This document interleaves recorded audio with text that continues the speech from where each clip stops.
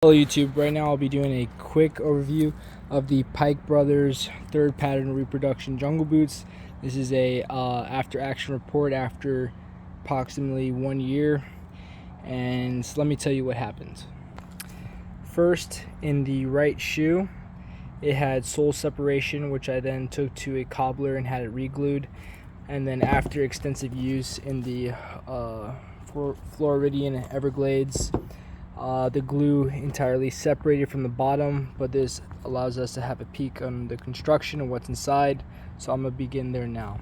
So today I just decided to take off the bottom part, and as you can tell, this is not a DMS molded sole. It is just glued on, and here is the outer sole, you can see here.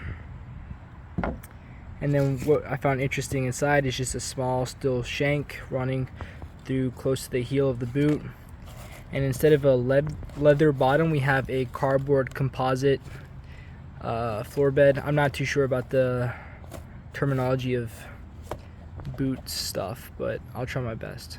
As you can see, the leather has been broken in adequately, and it's soft to the touch, but unfortunately this broke apart because due to the high humidity, it just broke apart at the sole, and it's not quite worth getting it re-glued on, only for it to happen again after a couple months.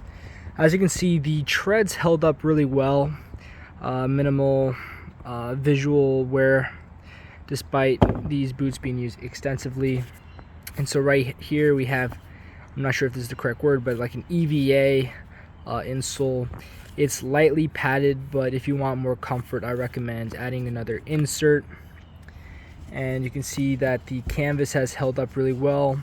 Again, from my initial review, this was a thicker canvas, what you find in the duffel bag. I really appreciate it. The eyelets held up, they did not pop out, and as well as the drainage holes here, they're good. So this is what a really beat up pair of third pattern jungle boots look like.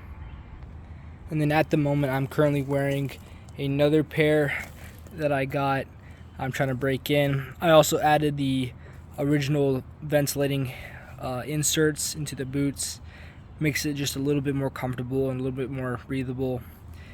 So I'm in that phase of breaking them in. If these boots have the same problem, I think I'm going to switch to a McRae pair, despite them not having the Vibram soles.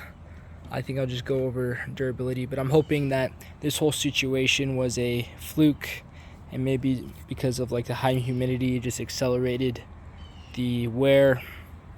And as you can see here, you can't really re-sole this because it just deteriorated way too rapidly. And so I hope you guys enjoyed this overview, and don't forget to leave a like and comment. But one thing I like to mention is after these boots are broken in my opinion, they feel like slippers, which is really nice. And so stay tuned.